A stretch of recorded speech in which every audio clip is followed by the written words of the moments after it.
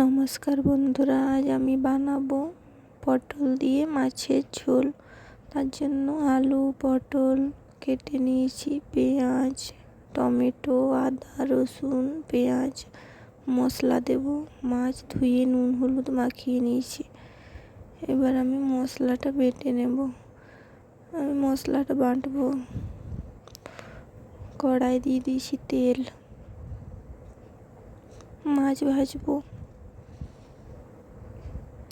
তেল গরম হয়ে গেছে, এবার আমি একটা একটা করে মাছ ছেড়ে ভেজে নেব। মাছ ভাজতে ভাজতে আমার মশলাটাও বাটা হয়ে গেছে। এই দেখুন, মাছ ভাজা হয়ে গেছে, তুলে নেব।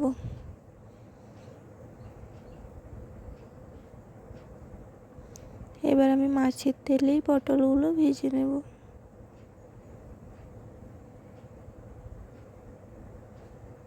পটলও ভাজা হয়ে গেছে। এবার ওই তেলের মধ্যেই আমি পেঁয়াজ দিয়ে দিচ্ছি। তেলটা কিরম কালো হয়ে গেছে, কিন্তু তাও ওইটা দিয়েই রান্না করে নেব। পেঁয়াজ দিয়ে দিলাম। পটল ভাজলে তেলটা এরম কালোই হয়ে যায়।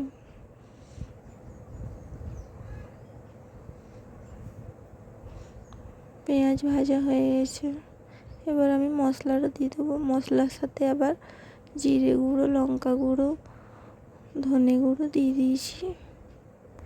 মশলাটা ভালো করে কষিয়ে নেব।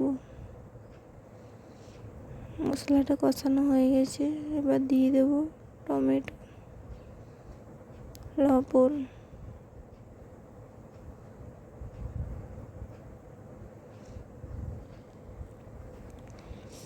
লবণ দিয়ে আমি কষিয়ে নেব আবারও। আমার ভিডিও ভালো লাগলে সাবস্ক্রাইব করে পাশে থাকবেন।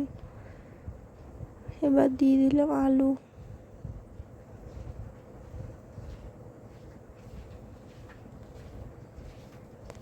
ভেজে রাখা পটল। এবার ভালো করে কষিয়ে নেব। কষানো হয়ে গেছে, এবার পরিমাণ মতো জল দিয়ে দেব সেদ্ধ হওয়ার জন্য।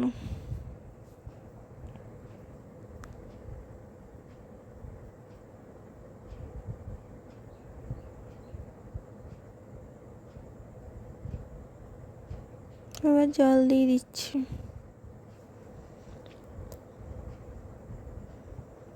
পরিমাণ মতো জল দিয়ে দিলাম।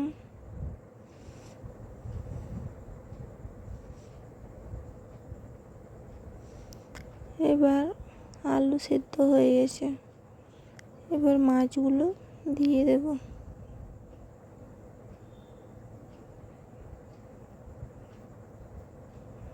মাছগুলো দিয়ে দিচ্ছি।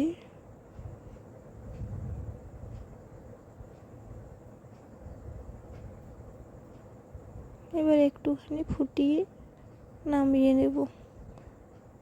ভিডিওটি কেমন লাগলো কমেন্ট করে জানাবেন।